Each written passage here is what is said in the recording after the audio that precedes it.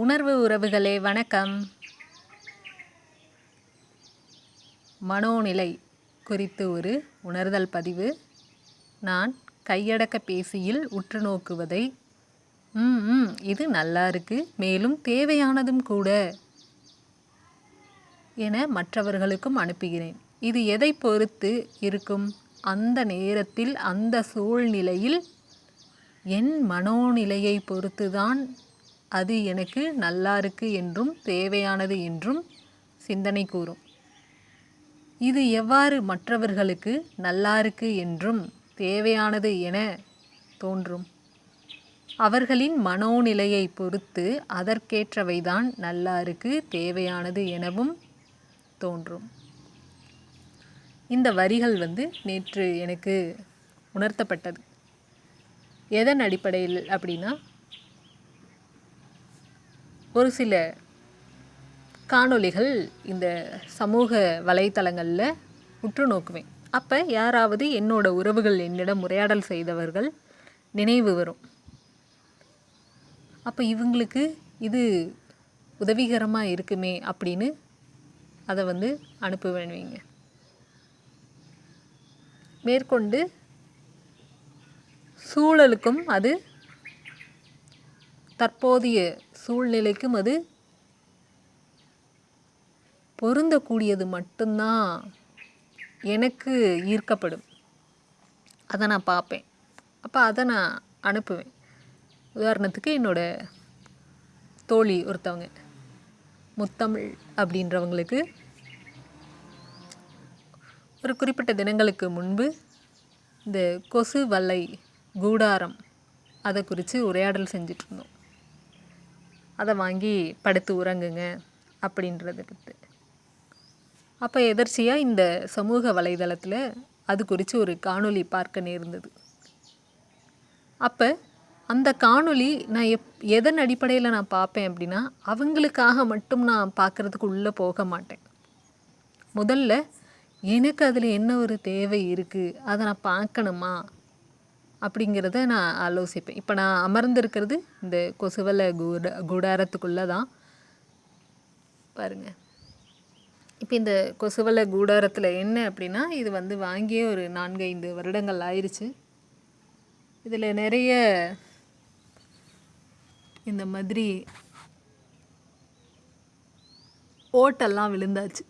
அப்போ நான் என்ன யோசித்தேன் அப்படின்னா, சரி வேறு ஒரு கொசுவலை கூடாரம் வாங்கலாம். ஒரு நிறைய இடங்களில் விழுந்துருச்சு. கொசு அண்ணாக்கள் அடிக்கடி உள்ளே கடித்து வைக்கிறாங்க. ஆனால் இந்த ஓட்ட மூலியம் வரமாட்டாங்க. இந்த ஜிப் இருக்கு இல்லையா, அது திறந்து மூடுவதற்குள் உள்ளே வந்துடுறாங்க. அப்புறம் நல்லாவே ஓரிரு இடங்களில் கிழிஞ்சும் போயிருந்தது. இப்போ இதுவும் என் மனசுக்குள்ளே இருந்தது. சரி, நமக்கு ஒரு கொசு வலை கூடாரம் வாங்கலாம். என்ன விலையாக இருக்கும் பார்க்கலாம். ஏன்னா 5 வருடங்களுக்கு முன்பு ஒரு பெரிய ஒரு கடையில் நான் வாங்கியிருந்தது. எப்படி வாங்கிறது அப்படிங்கிறதுக்காக அதுக்குள்ளே உள்நுழைந்தேன். மேலும் ஒருத்தவங்க, அதான் என்னோடய தோழி முத்தமிழ், அவங்களுக்கும், அதாவது ஆரம்பத்தில் எனக்காக தான் நான் அந்த காணொலியை பார்க்க முற்பட்டேன். அது அவங்க இருக்கக்கூடிய ஊரில் சென்னையில் கிடைக்குது. சரின்னு சொல்லிட்டு அவங்களுக்காகவும் அதை நான் பார்த்து அந்த காணொலியை பார்த்துட்டு அவங்களுக்கு அதை அனுப்பி வச்சேன். இப்போ இதில் என்ன இருக்குது அப்படின்னு நம்ம யோசிப்போம். ஒன்று தான், நமக்கு அது அப்போ தேவைப்படும், அதனால தான் நம்ம அதை பார்ப்போம். அவங்களுக்கு எப்போவோ அது தேவைப்பட்டது. அவங்க வேறு ஒரு ஊரில் இருந்தபோது தேவைப்பட்டது. இப்போதைக்கு அவங்களுக்கு அது தேவை கிடையாது. அப்போ அவங்க அந்த காணொலியை பார்த்து தான் ஆகணும் அப்படின்ற அவசியம் கிடையாது. எனக்கு தேவைப்பட்டதுனால தான் அதுக்குள்ளே உள் நுழைந்து அதில் என்ன இருக்குது, எப்படி என்னால் வாங்க முடியும் அப்படின்னு நான் பார்க்குறதுக்கு உள்ளே போனேன். அதுதான் என்னோட மனோநிலை. என்னோட மனசுக்கு ஆமாம், இது இப்போ எனக்கு இது தேவை இருக்குது அப்படின்னு தான் உள்ளே போகிறேன். இப்போ என்கிட்ட இருக்கிறது கிழிஞ்சாச்சு. அப்போ புதியதாக ஒன்று வாங்கினா நல்லா இருக்கும் அப்படின்னு தோன்றி தான் அந்த காணொளியை நான் முழு கவனத்தோடு உற்று நோக்குவேன். அதில் என்னெல்லாம் சொல்கிறாங்க அப்படிங்கிறத உள்வாங்குவேன். இது எனக்கு தேவையா, இது சொல்கிறாங்க, சரி இது வாங்கலாமா அப்படின்னு நான் யோசிப்பேன். இத்தனை 3 விஷயங்கள் இருக்குது. யோசிக்கணும், உள்வாங்கணும், தேவையா அப்படிங்கிறத சிந்திக்கணும். இப்போ இந்த இது வந்துட்டு என்னோடய தோழி முத்தமிழ் அந்த காணொளியை பார்த்தாலும் அந்த கவனங்களில் உற்று நோக்க மாட்டாங்க. மேற்கொண்டு அவங்கக்கிட்டேருந்து எனக்கு ஒரு சில காணொளிகள் வரும். இந்த சமூக வலைதளங்களில் பகிர்ந்து கொள்ளக்கூடிய காணொளி எனக்கு அனுப்புவாங்க. அது நானும் அவர்களும் உரையாடல் செஞ்சிட்ருந்த போது எப்பயாவது அது பேசியிருப்போம். அது குறித்து அதை அவங்க நினைவில் வச்சுட்டு எப்போ அவங்க அது போன்ற ஒரு காணொளியை பார்க்குறாங்களோ அதை எனக்கு அனுப்புவாங்க. ஆனால் அப்போதைக்கு எனக்கு அந்த தேவை நிறைவு பெற்றிருக்கும். ஏன்னா ஒன்று எனக்கு தேவைங்கும் போது தானே அந்த காணொளியை ஈர்க்கப்பட்டு நான் அதை பார்த்து அதுக்கு தேவையானதை நான் எடுத்துகிட்டு நான் வெளியே வந்துடுவேன். ஆனால் அது அவங்களுக்கு தெரியாதே. அப்போ பாருங்கள், அந்த ஒரு நிறைய ஒரு இடம் விழும். அப்போதைக்கு என்னால் அந்த காணொளியை பார்க்கணுன்னு மனசு ஏற்புடையதாக இருக்காது. பார்க்கணுன்னு பார்க்க வைக்காது. அந்த தலைப்பை பார்க்கும்போது என்ன பண்ணுவேன், இது எதுக்கு பார்த்துக்கிட்டு, எனக்கு இப்போ இது தேவையில்லையே, சரி என் தோழி அனுப்பியிருக்காங்கங்கிறதுக்காக என்னால் பார்க்க முடியுமா, முடியாதே. ஏன்னா என்னோடய மனோநிலை அந்த நேரத்திற்கு அவ்வாறு இருக்காது. அப்போ இது மாதிரி தான் நான் என்னோடய உணர்வு தோழிக்கு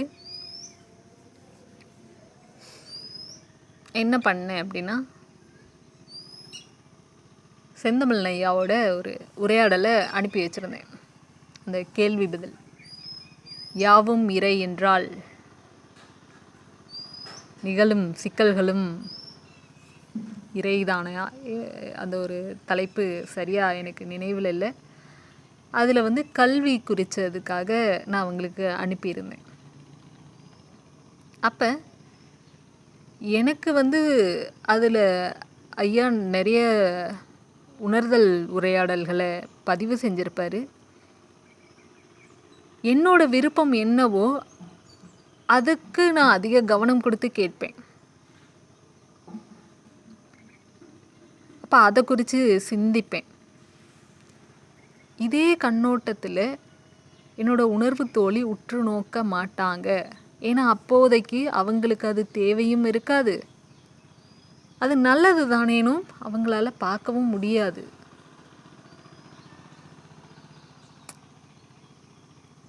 அப்போ இதில் ஒன்றே ஒன்று என்ன தெரியுங்களா, இது சொல்லுவாங்க இல்லையா, 2 பக்கமும் கூர்மையான ஒன்று சிந்தனை அப்படின்றது. எனக்கு இப்போ இந்த மாதிரி ஒரு சிந்தனை உதித்தது. நான் கையடக்க பேசியில் உற்று நோக்குவதை இது நல்லா இருக்குது, மேலும் தேவையானதும் கூட என மற்றவர்களுக்கும் அனுப்புகிறேன். இது எதை பொறுத்து இருக்கும், அந்த நேரத்தில் அந்த சூழ்நிலையில் என் மனோநிலையை பொறுத்து தான் அது எனக்கு நல்லா இருக்குது என்றும் தேவையானது என்றும் சிந்தனை கூறும். இது எவ்வாறு மற்றவர்களுக்கு நல்லா இருக்குது என்றும் தேவையானது என தோன்றும், அவர்களின் மனோநிலையை பொறுத்து அதற்கேற்றவை தான் நல்லா இருக்குது தேவையானது எனவும் தோன்றும். இது எனக்கு உணர்த்தப்பட்ட உடனே அதுக்கப்புறம்தான் இந்த ஒரு வாரத்துக்கு முன்னாடியே எனக்கு முத்தமிழ் என்னோட தோழி ஒரு காணொளி பதிவை அனுப்பியிருந்தாங்க. அதை போயிட்டு அவங்க பெயரில் இருந்ததை நான் உற்று நோக்கும் போது அப்போ நான் அதை பார்க்கவே இல்லை, அந்த காணொலியை பார்க்கவே இல்லை. அவங்கக்கிட்ட நான் அது குறித்து எதுவுமே பதிவும் போடலை. இன்னொருத்தவங்க என்னோட உறவு ஒருத்தவங்க, அவங்க மகன் மகளோட திருமண நிகழ்வு. அதுக்கு எடுக்கப்பட்டதை ஒரு விளம்பர நிறுவனம் வந்துட்டு, விளம்பர விளம்பர கம்பெனி ஏதோ ஒன்று, அவங்க வந்து அந்த காணொளியை பதிவேற்றம் செஞ்சுருக்காங்க அந்த அவங்களோட வலையொலி பக்கத்தில். அதை எனக்கு பகிர்ந்திருந்தாங்க. இதை பாருங்க அப்படின்னு சொல்லியிருந்தாங்க. அப்போ அதான் கொஞ்ச நேரத்தில் நான் பார்த்தேன். ஆனால் எப்போ இது எனக்கு உணர்ந்ததோ, இந்த இந்த வரிகள் உணர்ந்ததோ, எதுக்கு அவங்க இவங்க அனுப்புகிறதெல்லாம் நான் ஏன் பார்க்கணும்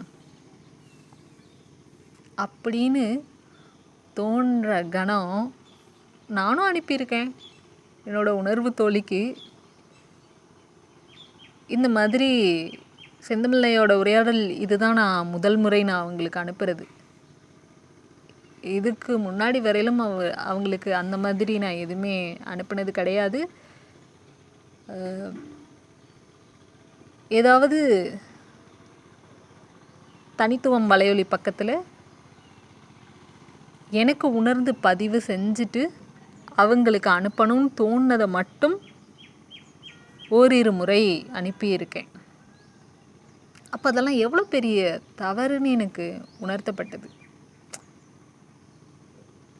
ஏன்னா என்னோட மனோநிலையை பொறுத்து தான் எந்த ஒரு இதுவாக இருந்தாலும் நான் ஈர்க்கப்பட்டு அதை நான் கவனிப்பேன், பார்ப்பேன். அப்போ அவங்க அந்த மனோநிலைக்கு உள்ள வரமாட்டாங்க. எனக்கு எப்படி ஒரு எரிச்சல் உணர்வு வருது, வேறு யாராவது ஏதாவது ஒரு வலையொலி பக்கத்தை எனக்கு பகிர்ந்துருக்காங்க அப்படின்னா, இது எதுக்கு தேவையில்லாமல் அனுப்புகிறாங்க, இதில் என்ன இருக்குது, ஒரு எரிச்சல் உணர்வு தேவையில்லாமல். அப்படிங்கும் போது அதுக்குள்ளேயே உள்நுழைந்து பார்க்கவே முடியாது. முதல்ல நான் பார்க்க மாட்டேன். அப்போ இந்த எரிச்சல் உணர்வு தானே மற்றவங்களுக்கும் உணரும். இதுதான் கூர்மையான ஒரு ஆயுதம் மாதிரி சிந்தனை. எனக்கு உணர்ந்தது அப்படின்னா மற்றவங்களை வச்சு நான் அதை சிந்தித்தேன். இவங்க எதுக்கு இந்த மாதிரி வலையொலி பக்கத்தில் வர்றதெல்லாம் எனக்கு அனுப்புகிறாங்க, அவங்களுக்கு பிடிச்சிருக்கா பார்த்துட்டு போட்டோம், அதையே எனக்கு அனுப்புகிறாங்க அப்படின்னு சிந்திக்கும் போது சிந்தனை சுட்டி காட்டும், நீயும் இதே மாதிரி தான் உற்று நோக்கிறதையும் நல்லா இருக்கிறதையும் தேவையானதுங்கிறதையும் மற்றவங்களுக்கு அனுப்பியிருக்க. அப்போ அவங்க நிலை எப்படி இருக்கும்? அவங்க எளிமையாக கடந்து கூட போகிறவங்களா இருக்கலாம். 10ஓட 11 இத்தோட எனக்கு என்ன அப்படின்னு அந்த வலையொலி பக்கத்தை பார்க்காம கூட கடந்து செல்பவர்களாக இருக்கலாம், தெரியாது. இருந்தாலும் அது நமக்குள்ளே ஏற்படக்கூடிய அந்த ஒரு தாக்கம். அனுப்பிட்டு சும்மா இருப்போமா, இதை பார்த்தீங்களா, இது நல்லா இருக்கா, மறுபடியும் அதில் ஒரு ரிவ்யூ கருத்து பதிவுகளை கேட்போம். அப்புறம் அவங்கக்கிட்டேருந்து பதில் வரலன்னா அதில் ஒரு ஏக்கத்தோட, ஏன் இவங்க பார்க்கல, ஒரு எதிர்பார்ப்பு நிறைந்த மனதோட, ஏன் இவங்க இதை பற்றி எதுவுமே சொல்லலை, இப்படியெல்லாம் பாருங்கள். ஒன்று தான், இதை உணர்ந்துட்டா அப்போ என்ன பண்ணுவேன், என்னோட மனநிலையை பொறுத்து தான் எந்த ஒரு காணொலினாலும் நான் உற்று நோக்குவேன் அப்படிங்கிறது எனக்கு புரிஞ்சிடும், உணர்ந்துட்டேன். அப்படி தானே மற்றவர்களும். இது தானே அவங்கவுங்களுக்கு பிரபஞ்சம் கொடுத்த தனித்துவம். உன்னோட மனோநிலை எதுவோ அதற்குரியதை தான் நீ ஈர்ப்ப, அதில் தான் நீ கவனம் வைப்ப, அதை தான் நீ சிந்திப்ப, அதில் தான் நீ நிலை பெறுவ அப்படிங்கிறது தான் வடிவமைப்பு. இந்த வடிவமைப்பை உணராமல் புரியாமல் மற்றவர்களுக்கு நான் அனுப்புறது, அப்புறம் எதிர்பார்க்கிறது. இவங்க என்ன மாதிரி ஒரு கோணத்தில் இந்த காணொலியை பார்த்துருப்பாங்களா, என்ன மாதிரி ஒரு கண்ணோட்டத்தில் இவங்க இதை உற்று நோக்கியிருப்பாங்களா, அடடே பாவமே இவங்களுக்கு இது புரியலையே, என்ன பண்ணுறது, சரி நம்ம கொஞ்சம் தெளிவாக எடுத்து சொல்லலாம். இதெல்லாமே நான் என்னோடய உணர்வு தோழி தனிப்பதிவில் நான் செஞ்சுருக்கேன். என்னென்னு தெளிவாக சொல்லிடுறேன். இப்போ வந்துட்டு செந்தமிழ்லையோட உரையாடலில் அந்த குழந்தைகள் கல்விக்காக பல ஒரு கருத்து அவர் சொல்லியிருப்பார். உள்ளபடி சொல்லிடுறேன் அப்படின்னு ஆரம்பிச்சிருப்பார். இப்போதைக்கு மரபு கல்வி என்ற கருத்து வாணிபமாகி கொண்டிருக்கிறது. அது வெற்றி பெறாது, தோல்வியுறும். அது தோல்வியுறணும் அப்படிங்கிறதுக்காக நான் காத்துக்கிட்டு இருக்கேன். அது நிலை பெறாது அப்படின்னு சொல்லியிருந்தார். இப்போ செம்மை கல்வி ஆகட்டும், அதை நீங்கள் ஏற்றுக்கணும் அப்படிங்கிறது கிடையாது. செம்மை கொள்கை ஏற்றுக்கணுங்கிறது கிடையாது. ஆனால் எங்களுக்கும் பொறுப்பு இருக்குது. அப்படியெல்லாம் நிறைய பதிவு செஞ்சுருந்தார். அதை நான் அப்படியே அவங்களுக்கு வார்த்தைகளால் தட்டச்சு செஞ்சுருந்தேன். இன்னும் 4-5 வருடங்களுக்குள்ள என்னெல்லாம் மாற்றம் நிகழும். எனக்கு அது பிடிச்சிருந்தது. என்ன காரணம்னா, இது நான் இங்கே சமூக வலைத்தளத்தில் அப்படியே சொல்லுறேன். என்னோடய அக்கா மகன் என்ன இப்போ வயது ஒரு 4-5 இருக்குன்னு நினைக்கிறேன். அவர் பள்ளி செல்வது எனக்கு பிடிக்காமல் போச்சு. பள்ளி செல்வது அப்படின்னா காலையில் அவரோட இயல்பு எல்லாமே மாறும். அவராக கண் விழிக்கும் போது எழுந்திருக்கிறதுக்கு வாய்ப்பில்லை.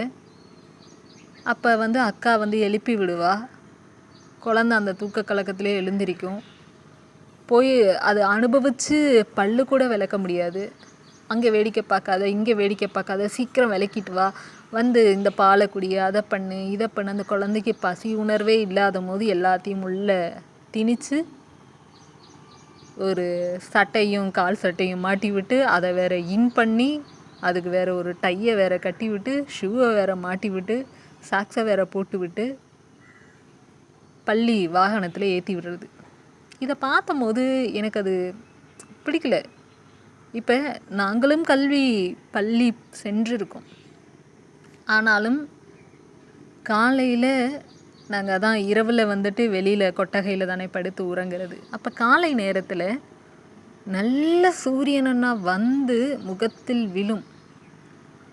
அப்போ தான் தானாக தான் நான் கண் விழிச்சிருக்கணும் தவிர எங்கள் அம்மா என்னை எழுப்பி விட்டது கிடையாது. அம்மா பாட்டிக்கு எழுந்து போயிட்டு அவங்க சமையல், வீட்டு வேலைகள் அப்படியெல்லாம் செஞ்சுட்டு அவங்களும் பணிக்கு செல்கிறதுனால அதில் கவனிச்சிட்ருப்பாங்க. ஆனால் என்னை ஒரு நாள் கூட சிறிய வயதில் இருந்து எழுப்பி விட்டதே கிடையாது. அப்போ அவ்வளோ ஒரு சுதந்திரமாக விடுதலையாக நான் கண் விழித்தது. பல்லு விளக்குறது கூட அப்போல்லாம் இந்த கோபால் பல்படி இருக்கும் இல்லையா, அது கொடுப்பாங்க. வேப்பங்குச்சிலையும் விளக்கியிருக்கோம். மேற்படி கோபால் பல்படி நல்ல இனிப்பாக இருக்கும். பாதி சாப்பிடுவேன், பாதி பல்லு விளக்குற மாதிரி பாவலா பண்ணுவேன். அப்போ அதெல்லாம் கூட நான் ருசித்து பண்ணியிருக்கேன். இந்த ஒரு வாழ்வியல் என் அக்கா பையன் இழந்துட்டான் அப்படின்னு எனக்கு மனசு வலிச்சுது. எனக்கு என்னோடய மனசுக்கு அது பிடிக்கலை.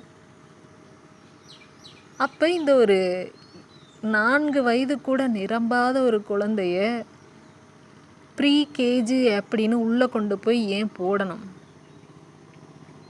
எதுக்கு இந்த ஒரு கல்வி கட்டமைப்பு? என் அக்கா பையன் பள்ளி போகிறதே எனக்கு பிடிக்கலை அப்படின்னு மனசுக்குள்ளே சிந்தித்தேன். அதுக்கப்புறம்தான் முடக்கமும் ஏற்பட்டுச்சு. அப்போருந்தே பள்ளிகள் இயங்காமல் போச்சு. அப்போ எனக்கு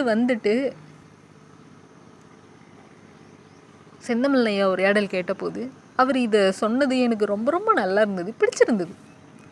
இன்னும் 4-5 வருடங்கள் அவ்வளவுதான்.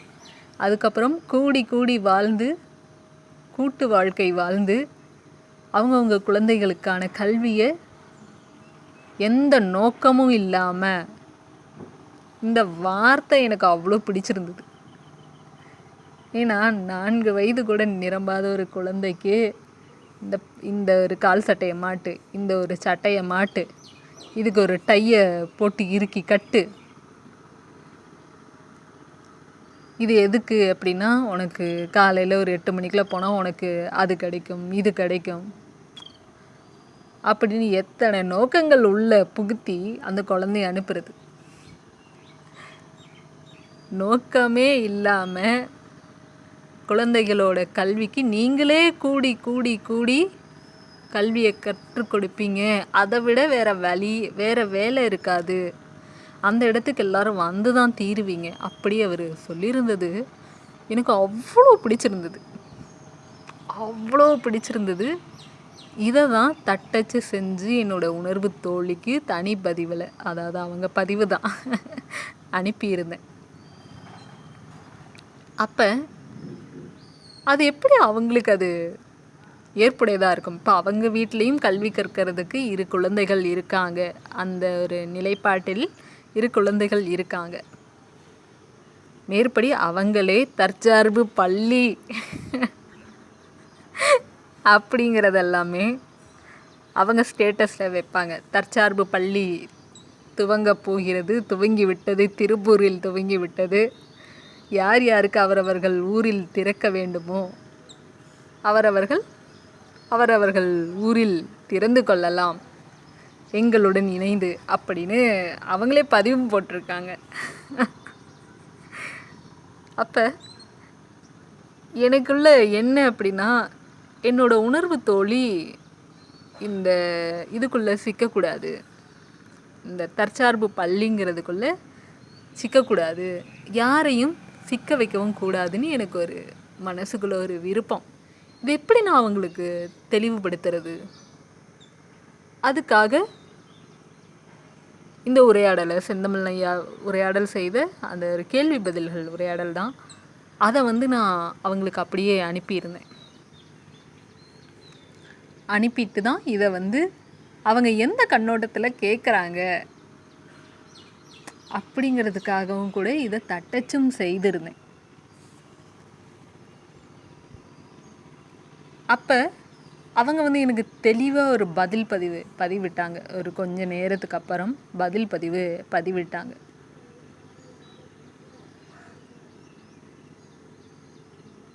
அது தொடர்ந்து ஒரு நாள் முழுவதும் நான் எதுவுமே அவங்களுக்கு பதிவிடலை. அந்த கல்வி முறையை குறித்து எதுவுமே பதிவிடலை. அதுக்கப்புறம் அடுத்த தினம் நான் குளிச்சுட்டு அமர்ந்திருந்த போது தான் எனக்கு இந்த வரிகள் எனக்கு உணர்த்தப்பட்டுச்சு. ஏன்னா எனக்கு அது தேவை, அந்த கல்வி முறை குறித்த தகவல்னு கூட வச்சுக்கலாம்.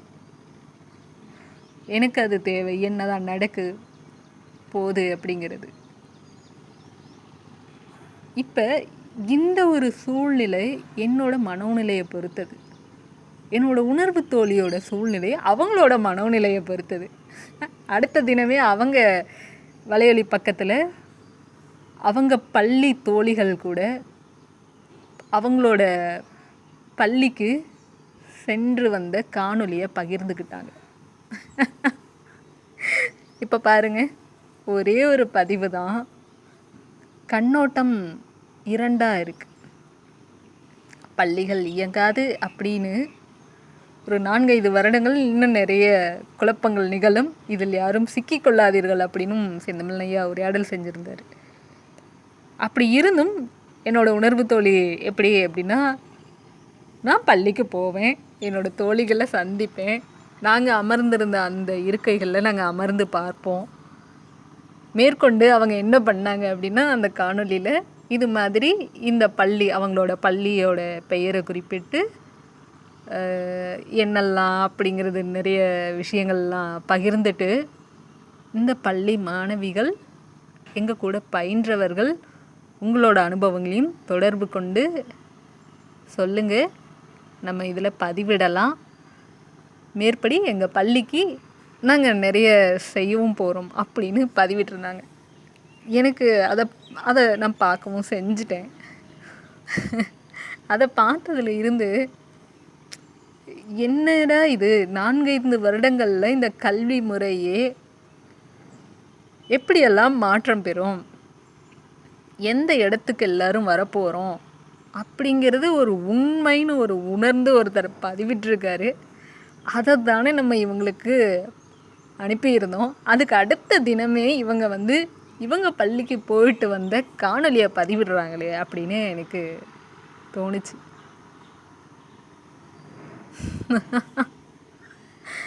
அதுக்கப்புறம் என்ன பண்ண தெரியுங்களா? இதுதான் அப்போ தான் எனக்கு பிரபஞ்சம் நல்லா அடித்து உணர்த்தினார். நான் கையடக்க பேசியில் உற்று நோக்கிறது நல்லா இருக்குது, மேலும் தேவையானதும் கூட என மற்றவர்களுக்கு அனுப்புகிறேன். எதற்கு அனுப்பணும்? அவங்க மனோநிலையை பொறுத்து தான் அவங்க அந்தந்த சூழ்நிலையை உள்வாங்கி அவங்களுக்கு தேவையானதை மட்டும்தான் ஈர்த்து அதற்குரிய செயல்களில் தான் அவங்க இறங்குவாங்க. அதனால் இதெல்லாம் யாருக்கும் அனுப்புவதற்கு முன்பு கொஞ்சம் கவனிக்கலாம். அனுப்பிட்டு நான் எதிர்பார்க்கக்கூடாது அவங்களும் என்ன மாதிரி தான், அவங்களுக்குள்ள அந்த விதை தான் இருக்குது, இந்த விதை தான் முளைக்கும், அப்படியெல்லாம் இல்லை. அவங்களுக்குள்ள என்ன விதை இருக்கோ அதுதான் முளைக்கும். இந்த தெளிவு எனக்கு கிடைச்சிது. எனக்கு அதுக்கப்புறம் சிரிப்பு தான் வந்தது. என்னப்பா பிரபஞ்சமே, ஏன் பிரபஞ்சமே இப்படி அப்படின்னு. அதுதான் பிரபஞ்சம், இதுதான் உனக்கு நான் சொன்னேன் தனித்துவம் அப்படின்னு அவர் என் மண்டையில் நறுக்குன்னு கொட்டி சொன்ன மாதிரி இருந்தது. அதற்காக தான் இந்த ஒரு பதிவேற்றம் செய்கிறேன். என்ன ஒரு பதிவாக இருந்தாலும் அவங்களுக்கு தேவை இருந்தால் அவங்களே உள்நுழைவாங்க. அவங்களுக்கு வேணும்னா அதை பார்ப்பாங்க. அப்போதைக்கு அவங்களுக்கு தேவை இருக்கா அதை கவனிப்பாங்க. அந்த கருத்துக்களை உள்வாங்குவாங்க.